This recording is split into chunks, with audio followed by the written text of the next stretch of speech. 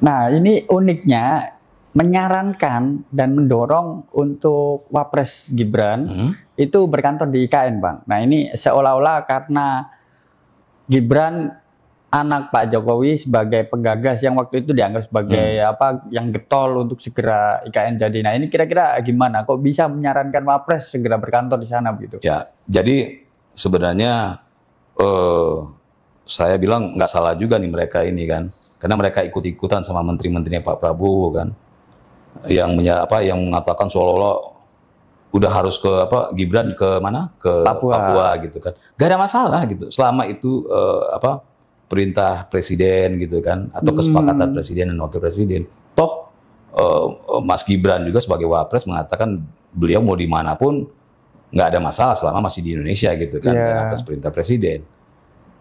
Sayangnya presiden tidak menyuruh itu, gitu kan? Presiden tidak menyuruh itu, dan sempat kan kemarin itu ramai bahwa presiden seolah-olah menyuruh Mas Gibran di Papua gitu, standby. Ternyata akhirnya istana kan mengklarifikasi kan, nggak ada gitu kan. Nah, ini pesan saya kepada menteri-menteri untuk kalau nggak ngerti tanya dulu ya, jangan kalau ngelihat kamera buru-buru pengen ngomong gitu. Iya. Pengen tampil, jadi jangan juga gitu. Semuanya ini harus, karena ini sebuah negara ya.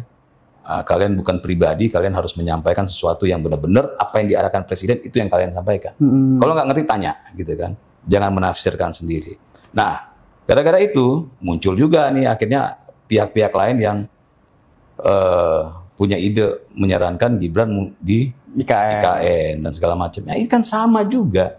Saya bilang kalau misalnya ini sama kayak Wapres, kayak BUMN, kayak kementerian harus pindah ke sana gitu ya. Walau belum beres, ya sama aja seperti yang saya sampaikan tadi. Ini konyol gitu kan. Yang ada kan Mas Wapres juga malah harus koordinasinya mau nggak mau harus berangkat pulang balik Jakarta kan, mau ngapain gitu, sesuatu yang nggak secara hitungan, secara logika, secara akal sehat belum bisa, ngapain kita paksakan gitu kan. Ini sebenarnya itu yang saya bilang ya, endingnya itu adalah ini kan statement konyol kan, statement konyol yang sayangnya bukan dikeluarkan oleh orang-orang yang tidak mengerti, tapi orang-orang yang mengerti. Di dalam lagi ya. Orang-orang di dalam ya kan konyol gitu ya. Yang akhirnya membuat masyarakat akhirnya berpolemik juga. Makanya ini para politisi, para menteri, para pejabat itu kalau bisa belajarlah ya. Baca-bacalah.